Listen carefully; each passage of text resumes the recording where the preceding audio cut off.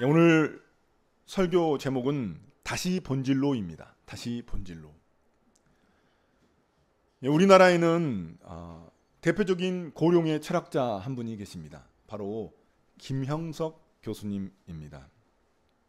이분이 어느 날 이런 말씀을 하신 적이 있습니다. 종교는 본질에 충실할 때 이 세상 그 어떤 것보다 아름답습니다.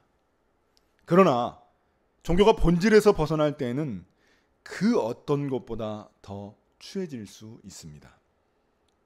저는 요즘 이 말씀이 우리 한국교회에 던지는 그런 의미가 굉장히 상당하다고 생각이 듭니다.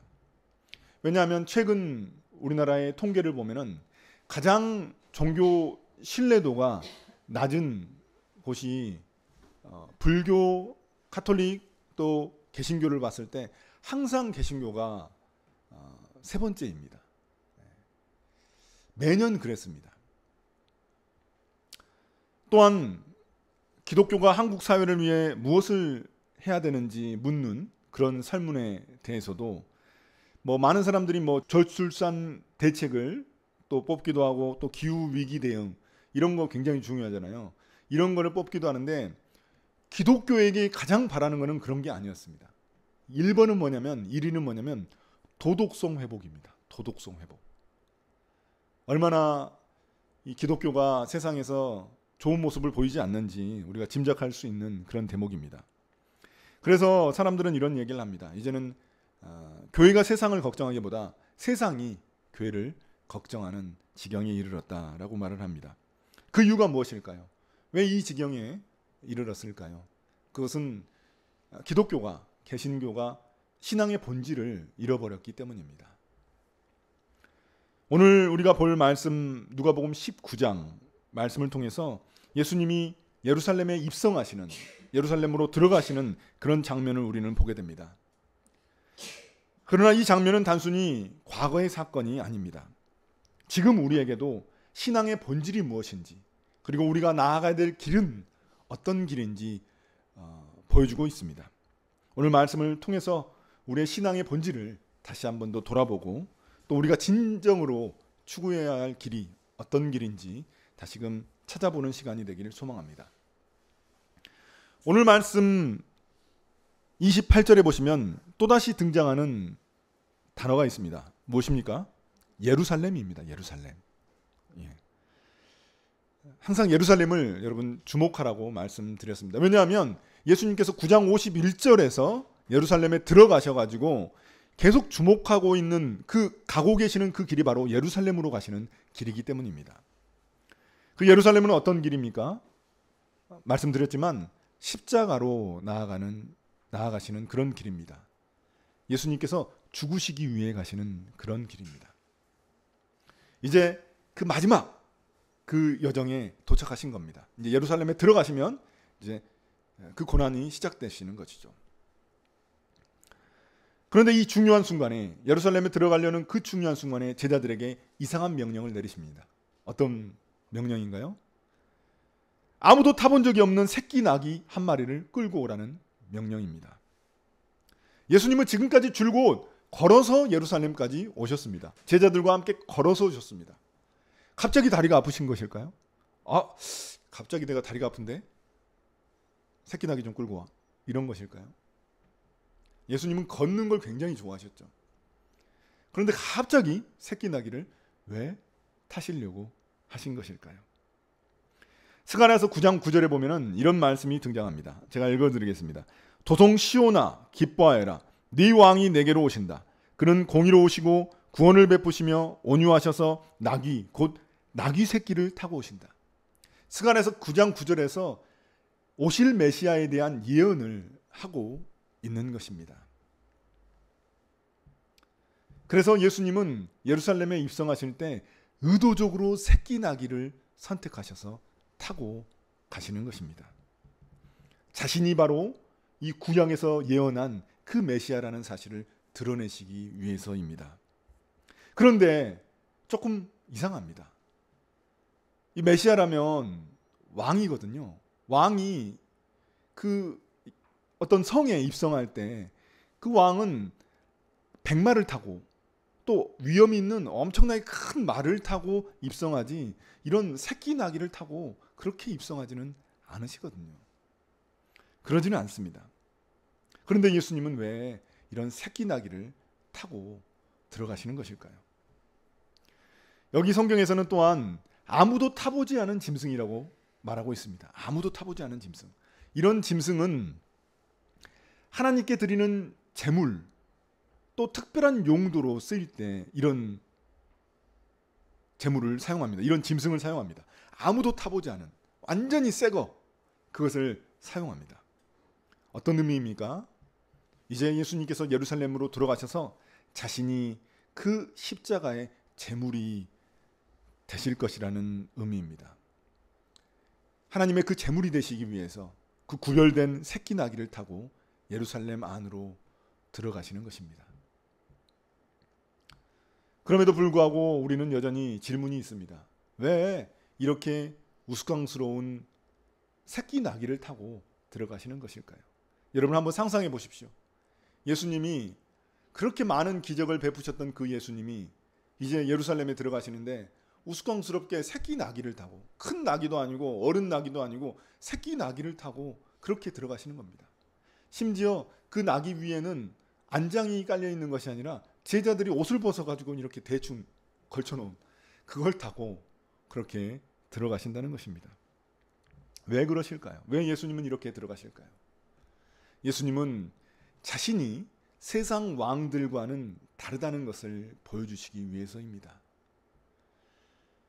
예수님이 이 땅 가운데 가져오신 그 하나님의 나라는 세상 나라와 다릅니다. 세상의 제국과는 다른 것입니다.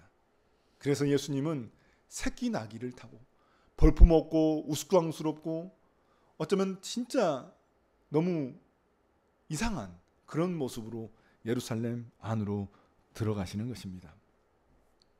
세상 왕들은 권력과 외모와 화려함으로 자신들의 위엄을 드러내지만 예수님은 오히려 자신을 낮추시고 자신을 비우셔서 가장 낮은 왕으로 예루살렘에 입성하시는 것입니다. 그 예수님의 가장 낮아지심을 보여줄 수 있는 가장 극적인 사건이 바로 무엇입니까? 그게 바로 십자가 사건입니다. 38절을 보십시오. 이 초라한 그리고 우스꽝스러운 예수님, 그 나귀 타신 예수님을 보는 그 제자들이 어떻게 외치고 있습니까? 찬송하리로다 주의 이름으로 오시는 왕이여, 하늘에는 평화요 가장 높은 곳에는 영광이로다. 이런 고백을 하고 있습니다. 제자들도 좀 이상하죠. 나 같으면 예수님 너무 웃긴데요? 왜 이런 나귀를 타고 오십니까? 이렇게 생각할 텐데 제자들은 이렇게 찬양으로 고백을 합니다. 이 고백은 누가복음 2장 14절에서 이 천사들이 예수님의 탄생을 보고 찬양했던 그 고백과 같은 고백입니다. 보통 사람들은 성전에서 이런 고백을 합니다. 하나님 앞에서 이런 고백을 합니다. 그러나 제자들이 굉장히 훌륭하죠. 왜냐하면 새끼 나귀를 타고 오시는데도 예수님을 이렇게 환영하고 주님이라고 왕이라고 칭송하고 있기 때문에 굉장히 훌륭한 것입니다. 그러나 이 제자들의 마음속은 조금 다른 것 같습니다. 그 제자들의 마음속은 조금 다릅니다. 그들은 여전히 예수님이 어떤 메시아인지 정확하게 알지 못하거든요. 그들이 기대하고 있는 그 메시아는 세상 왕처럼 로마의 권력으로부터, 로마의 지배로부터 이스라엘을 구원하신 그런 왕을 기대하고 있었던 것입니다. 엄청난 권력을 가지고 이 세상을 한번 다시금 뒤집어 엎을 혁명을 일으키는 그런 왕을 기대하고 있었던 것입니다. 분명히 그들의 찬양의 고백은 너무나 맞는 고백이고 옳은 고백이지만 그들의 마음에는 왜곡된 기대가 있었습니다. 그럼 이 장면은 지금의 우리에게도 질문을 던집니다. 나는 과연 예수님을 어떤 왕으로 기대하고 있는 것인가? 우리는 예수님을 믿는다고 말하지만 사실은 내 삶의 문제를 해결해 줄 수 있는 그런 해결자를 원하는 때가 많습니다. 내 삶을 어떻게든 축복으로 채워줄 수 있는 그런 분을 원하고 있을 때가 많습니다. 그래서 예수님이 예루살렘에 입성하는 장면은 사복음서에 다 등장합니다. 그만큼 중요한 장입니다. 그런데 이 마태복음에 보면 어떤 말씀이 등장하냐면 이 예수님이 예루살렘에 입성하기 바로 전에 야고보와 요한이라는 제자 두 명이 이제 그 엄마가 갑자기 나타나가지고 제자들을 예수님께 로비를 합니다. 로비를 해가지고 제자들을 예수님 왕 되시면은 좌의정과 우의정 시켜달라고 그렇게 로비를 합니다. 엄마가. 그 장면이 바로 이 예루살렘 입성 바로 전에 등장합니다. 그러니까 제자들이 얼마나 예수님에 대한 왜곡된 기대와 소망을 가지고 있었는지 우리가 짐작할 수 있는 부분입니다. 제자들조차 예수님이 어떤 메시아인지 어떤 왕으로 오시는지 정확하게 알고 있지 못했던 것입니다. 제자들은 이제 나중에 십자가와 부활을 겪고 난 후에 그때서야 예수님이 어떤 분인지 깨닫게 됩니다. 그러나 우리를 보십시오. 우리는 지금 예수님의 십자가와 부활을 이미 알고 있습니다. 이미 알고 있습니다. 그런데도 불구하고 우리의 기대는, 우리의 소망은 제자들과 크게 다르지 않다는 것입니다. 예수님, 내 문제를 해결해 주십시오. 이 길을 열어주십시오. 주님, 제 뜻이 이루어지게 해주십시오. 물론 이런 소망과 기대들이 무조건 나쁜 것은 아닙니다. 무조건 막 죽어야 되고 내가 낮아져야 되고 막 이런 것만 예수님이 원하시는 것은 아닙니다. 그러나 그것이 본질은 아니라는 것입니다. 우리가 그런 거를 기도할 수 있죠. 기도해야 되죠. 내 삶이 어려운데 그런 거 기도해야 됩니다. 기도해야 되는데 그것 자체가 본질은 아니라는 사실입니다. 우리가 항상 본질을 놓칠 수 있기 때문에 이런 말씀이 필요한 것입니다. 우리는 예수님을 주님이라고 부르지만 혹시 우리가 예수님을 그냥 나를 돕는 조력자처럼 여기고 있지는 않습니까? 예수님을 태운 나귀가 되어야 하는데 오히려 예수님을 태우고 내 뜻대로 내 마음대로 가는 그런 나귀처럼 굴고 있지는 않습니까? 예수님은 그런 우리에게도 물으십니다. 네가 기대하는 그 메시아, 너를 구원할 그 메시아는 어떤 메시아이냐? 너의 기대를 채워주는 그런 메시아이냐, 아니면 십자가를 지은 메시아이냐? 사랑하는 성도 여러분, 앞서 우리는 제자들이 예수님을 찬양하고 있지만 여전히 왜곡된 그 메시아의 기대를 갖고 있다는 사실을 보았습니다. 그런데 오늘 본문에는 또 다른 방식으로 잘못된 왜곡된 기대를 가지고 있는 그런 오해하고 있는 사람들이 등장합니다. 바로 39절에 나오는 바리새인들입니다. 제자들이 자신들의 그런 은밀한 욕망 가운데 왜곡된 기대를 가지고 있었다면 이제 예수님을 또 오해하고 있는 또 다른 그룹이 있는데 그들이 바로 바리새인이라는 것입니다. 그 바리새인들이 예수님의 제자들이 막 찬양을 하니까, 찬송을 하니까 뭐라고 말합니까? 무리 중 어떤 바리새인들이 말하되 선생님이여 당신의 제자들을 꾸짖으소서. 이것은 자신들이 불편하다는 그런 못 듣겠다는 그런 이야기입니다. 예수님의 정체성을 부정하고 있는 것입니다. 그들이 생각하는 그런 예수님은, 자신들이 생각하는 그런 예수님은 단지 그냥 율법 교사입니다. 훌륭한 그런 교사입니다. 랍비입니다. 랍비. 그런 랍비인데 갑자기 예수님에게 이런 찬송을 하고 있으니까 그들은 받아들일 수가 없는 것입니다. 이런 찬송은 성전에서 하나님께 드리는 것이거든요. 그렇기 때문에 인정할 수 없었던 것이죠. 그래서 그들은 신성모독으로 여겼던 것입니다. 제자들이 이런 신성모독을 하고 있다고 예수님께 고발하는 것입니다. 조용히 시켜달라는 것입니다. 이 바리새인들이 예수님을 제대로 인식하지 못하고 있는 이유는 자신들이 가지고 있던 그 틀에서 벗어나지 못하기 때문입니다. 그들에게는 율법의 틀, 그리고 이 유대교라는 그런 종교의 틀, 자신들의 그런 종교적 자부심이 그들을 꽉 붙잡고 있었기 때문입니다. 그들에게는 이런 신앙의 껍데기와 옛 질서가 그렇게 중요했던 것입니다. 그래서 자신들 바로 눈앞에 그 메시아이자 왕이자 하나님의 아들이 계신데도 불구하고 알아차리지 못한 것입니다. 우리는 사실 성경을 읽을 때 바리새인들을 나쁜 사람이라고 생각하고 우리와 이렇게 견주어 보는 것을 별로 좋아하지 않습니다. 우리가 이 바리새인들과 비슷하다고는 그런 생각은 잘 안 합니다. 그런데 우리 역시 바리새인들과 비슷한 모습이 있습니다.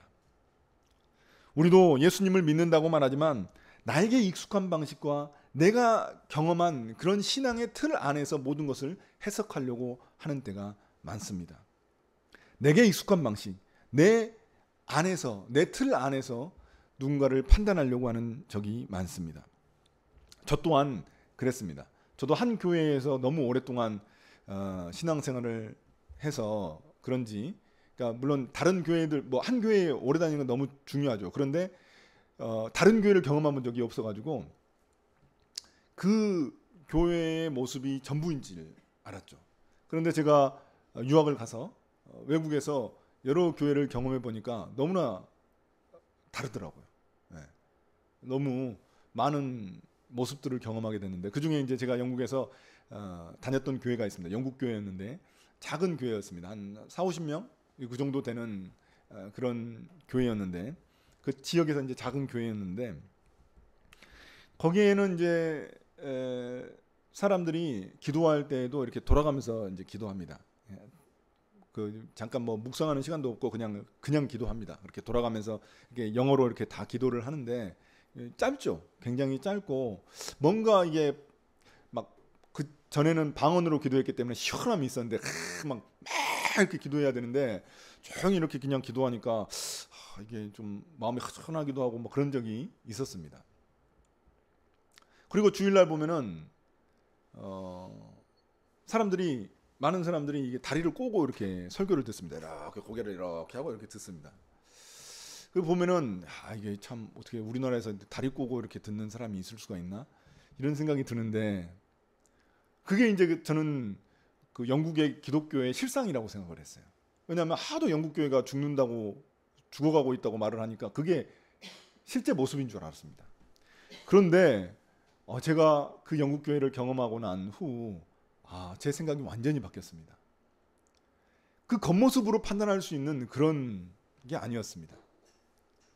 정말 저는 많은 은혜를 입었고 사랑을 받았습니다. 제가 그 등록금이 없었을 때 그 등록금을 몰래 내준 분이 계셨었고 나중에서야 그분이 어떤 분인지 알게 되었고 또 그 제가 속했던 그 그룹에는 고위직 공무원이 있었습니다. 이 대사 부인이었는데 대사 부인도 있고 그분도 이제 공무원이었고 그리고 또 누가 있었냐면은 신학생들도 있고 또 불가리아에서 온 자동차 수리공도 있었습니다. 어찌 보면 세상에서 볼 때는 신분 차이가 굉장히 많이 나죠. 그런데 그 사람들이 한 곳에 모여서 서로 기도하고 서로 자신의 어려운 점을 나누고 하는 모습들을 보면서 굉장히 은혜를 많이 받았습니다. 우리나라 같으면 따로 떼어가지고 그룹을 구성해 줍니다. 그런데 거기 다 하나예요. 하나. 신학생도 있고 거기에 목사님 사모님도 있어요. 다 그냥 그룹이 하나여가지고 거기에 그 수리공도 있고 이렇게. 그런데 그 모습이 굉장히 좋았습니다. 그때 큰 은혜를 많이 받았습니다. 그래서 제가 생각하고 있었던 제가 옳다고 여겼던 그 신앙의 모습과 다를 수 있다는 것을 그때 깨달았습니다. 도대체 신앙의 본질은 무엇인가? 내가 도대체 뭘 알고 있었던 것인가? 그때 많은 부딪힘이 있었습니다. 이처럼 우리는 제자들처럼 주님을 찬양하면서도 은밀한 욕망을 가질 수도 있고 또 나의 경험과 나의 배경 이런 것들이 신앙의 틀을 만들어 가지고 본질을 놓칠 수도 있습니다. 그러므로 우리는 우리 스스로를 돌아봐야 합니다. 나는 과연 예수님을 어떻게 내 마음속으로 진정으로 고백하고 있는가? 그리고 나의 신앙의 틀은 본질을 향하고 있는가? 아니면 그 껍데기만 향하고 있는가? 예수님 앞에서 예수님의 그 예루살렘 입성을 환호하는 그런 제자들이 있습니다. 또 한편에서는 예수님께 막 화를 내면서 왜 제자들을 말리지 않느냐고 그렇게 불만을 표시하는 바리새인들이 있습니다. 찬양과 분노, 기대와 오해가 뒤섞인 그 혼란의 중심에서 예수님은 홀로 예루살렘을 보시며 눈물을 흘리십니다. 19장 41절에 보시면 예수께서 예루살렘에 가까이 오셔서 그 도성을 보시고 그 예루살렘을 보시고 우셨다고 말씀하고 있습니다. 그 당시 예루살렘 성전은 얼마나 거대하고 화려했을까요? 지금의 축구장 20개가 들어갈 수 있는 그 정도의 크기입니다. 몇만 명이 들어갈 수 있는 그 정도의 크기입니다. 그리고 화려한 석조 건물과 그 헤롯 대왕이 건축술에 아주 대가였거든요. 그래서 많은 건축물을 세웠는데 그 중에 가장 잘 짓고 화려한 건물이 바로 성전이었습니다. 예루살렘 성전을 지었는데 그 안에는 또 황금 그런 구조물들도 있었고 석조 건물이 어마어마하게 멋있게 화려하게 세워져 있었습니다. 그래서 그 예루살렘 시민들의 자부심이었습니다. 예루살렘 성전은. 심지어 예수님의 제자들도 예루살렘 성전이 무너지면은 이 세상에 종말이 올 거라고 생각했습니다. 왜냐하면 이렇게 큰 예루살렘 성전이 무너질 리가 없다.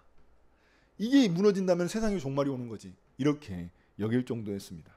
그런데 그 화려하고 거대한 예루살렘 성전 앞에서 예수님은 눈물을 흘리십니다. 왜일까요? 예수님은 그 예루살렘 성전 안에 있는 불쌍한 사람들, 그리고 예수님이 누구인지 그 본질을 보지 못하는 그 제자들과 바리새인들, 이런 사람들을 보시며 안타까워 하시는 것입니다.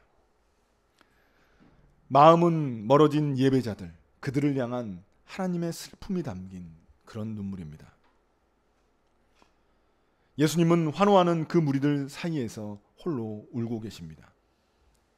분노하는 바리새인들 앞에서 조용히 눈물을 흘리고 계십니다. 왜냐하면 이제 AD 70년이 되면 그 예루살렘 성전은 완전히 무너져서 잿가루가 돼버리고 말거든요. 사람들은 하나님 나라의 본질이 무엇인지 보지 못하고 있습니다. 그래서 예수님은 이렇게 말씀하십니다. 오늘 평화에 이르는 길을 네가 알았더라면 얼마나 좋았을까. 여기서 예수님이 말씀하시는 평화는 단순히 어떤 분열과 갈등이 없는 상태가 아닙니다. 여기서 평화는 샬롬으로서 하나님의 구원이 이루어진 상태를 의미하는 겁니다.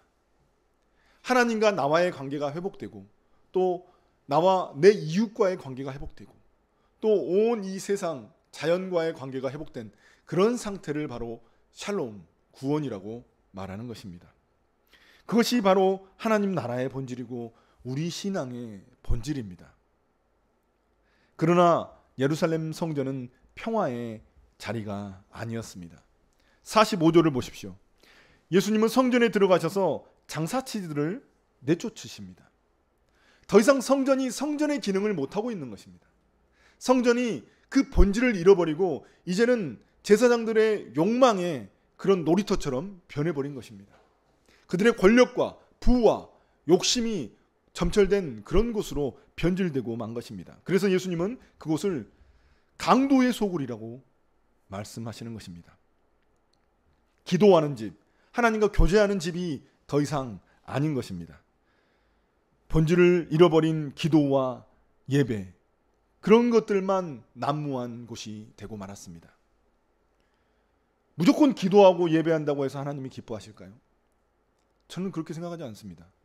광장에 나가가지고 기도하고 예배하는 사람들, 저는 하나님이 그런 기도와 예배를 받으실까? 저는 그렇게 생각하지 않습니다.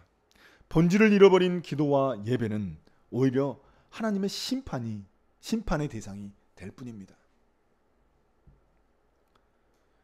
그 거대한 예루살렘 성전 앞에서 예수님은 가장 낮고 초라한 길을 선택하십니다.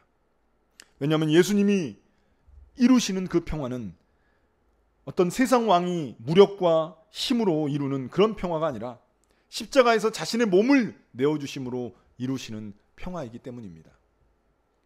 이것이 바로 예수님이 새끼 나귀를 타고 오신 그 이유이고 예루살렘을 보시면서 한없이 눈물을 흘리신 이유입니다. 예수님은 위로부터 강요하는 그런 질서가 아니라 아래에서 흘러나오는 희생의 사랑을 보이십니다. 그럼 과연 예수님이 오늘날 한국 교회를 보시고 어떤 반응을 보이실까요? 어떤 마음이실까요? 형식은 남았지만 본질은 사라져버린 예배와 교회 안에서조차 분열과 탐욕이 넘치는 모습, 은밀한 욕망과 편견과 고정관념에 사로잡혀 하나님 나라를 잃어버린 우리들. 예수님은 지금도 그런 한국교회와 우리들을 보시고 조용히 그리고 깊이 울고 계십니다. 사랑하는 성도 여러분, 제가 서두에서 언급했던 이 김영석 교수님의 말씀을 다시 한 번 더 떠올리고 싶습니다. 종교는 본질에 충실할 때는 이 세상 그 어떤 것보다 아름답습니다. 그러나 종교가 그 본질에서 벗어날 때에는 그 어떤 것보다 더 추악해질 수 있습니다. 예수님께서 예루살렘에 입성하셨을 때 사람들은 환호했습니다. 그러나 그들은 본질을 놓치고 있었습니다. 제자들은 찬양의 고백을 예수님께 올려드렸지만 은밀한 욕망을 감추고 있었고, 바리새인들은 성경에 대한 많은 지식을 가지고 있었지만 자신들의 편견과 고정관념에 가려 하나님의 아들을 보지 못했습니다. 그리고 예수님은 그 모든 군중들 한가운데서 홀로 눈물을 흘리고 계십니다. 그 어느 누구도 진정한 평화에 이르는 길을 깨닫지 못하고 있기 때문입니다. 하나님 나라의 왕이신 그 예수님은 가장 낮고 수치스러운 그 모습으로 오셔서 십자가에서 우리를 위해 죽으시고 진정한 평화를 이 땅 가운데 가져오십니다. 지금 우리 한국 사회는 분열과 갈등으로 몸살을 앓고 있습니다. 평화, 예수님이 말씀하시는 그 평화가 어느 때보다도 중요한 때입니다. 좌우의 갈등, 또 세대 간의 갈등, 남녀 간의 갈등, 지역 간의 갈등, 이 수많은 갈등을 우리는 어떻게 해결할 수 있을까요? 과연 이 갈등을 해결하기 위해, 이 분열을 해결하기 위해 어떤 평화가 우리에게 필요할까요? 신앙의 본질은 이런 질문에서부터 시작합니다. 과연 우리는 어떤 메시아를 원하고 있습니까? 화려한 백마가 아닌 새끼 나귀를 타고 오신 그 예수님을 진정으로 우리는 원하고 있습니까? 우리에게 먼저 질문을 던져야 합니다. 우리가 가는 길은 과연 하나님 나라의 본질을 추구하고 있는가? 우리의 예배와 기도는 과연 본질을 찾아가려고 하고 있는가? 삶의 변화가 없는 우리의 기도와 예배를 보시는 예수님의 반응은 어떤 것일까? 예루살렘을 보시며 그 눈물 짓는 그 예수님의 그 눈물이 우리를 향한 것은 아닐까? 저는 우리 함께 걷는 교회 식구들이 우리 교회가 정말 본질을 향해, 그 신앙의 본질을 향해 나아갈 수 있는 교회와 우리들이 되기를 예수님의 이름으로 축복합니다. 아멘.